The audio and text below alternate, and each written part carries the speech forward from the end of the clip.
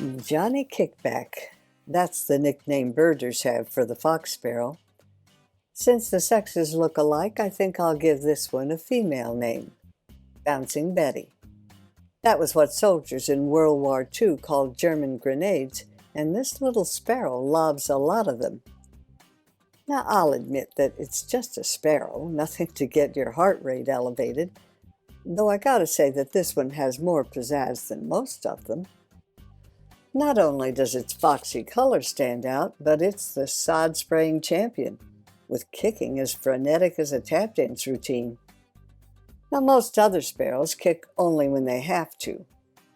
Juncos and house sparrows will peck at a seed or two and move on unless there's snow on the ground, because then they're forced to dig for buried treasure. In our Midwestern yard, it's only the white-throated sparrows that also regularly pounce on the ground with both feet. They do kick more often than the other sparrows, but they're not the ones that can claim Foxholes R Us. That double-footed kick flips up seeds, or, in warmer weather, bugs. The beauty of those kicks is that they churn up the ground right in front of the sparrow, where the food will be easy to see and grab. Considering the reddish-brown on its streaked breast and tail, you'd probably agree this is a well-named bird. But it's only aptly named if you're seeing one in the eastern half of the country, which is where John James Audubon first spotted and named one. If you're in the west, though, you would see any of 3 other subspecies.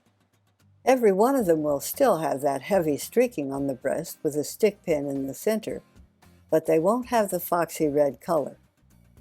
When novice birders in Colorado or California find out they're seeing something called a fox sparrow, they gotta be thinking, what a dumb name. But its nickname now, Johnny Kickback, that would strike the new birdwatcher as perfect. This bird alternates between attacking the ground and checking the sky to see whether its little kaboons have attracted the notice of a hawk. Fox sparrows have no idea what it's like to eat in peace. They chew at a sewing machine pace even as they check the sky.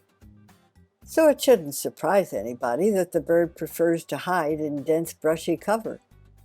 I mean, if you're constantly lobbing grenades that dare the devil to come find you, you'd better have some camouflage. Not that the fox sparrows won't come out into the open, they certainly will, but only if there's plenty of cover close by. And in our case, the man-made stream next to where they were feeding was a draw, because their favorite territory is brush cover near creeks. Okay, I can't help it. I gotta show you that in slow-mo.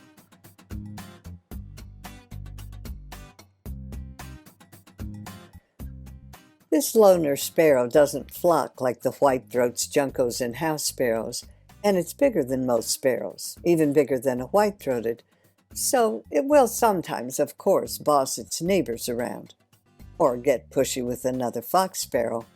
But I didn't see the 2 that hung around our house this winter getting up to the kind of claws-out shenanigans that white-throats do. Maybe the fox sparrows expend so much energy gathering food that they can't be bothered with that much drama. But if you'd like to watch birds that revel in drama, check out this link to a movie that shows white-throats dueling.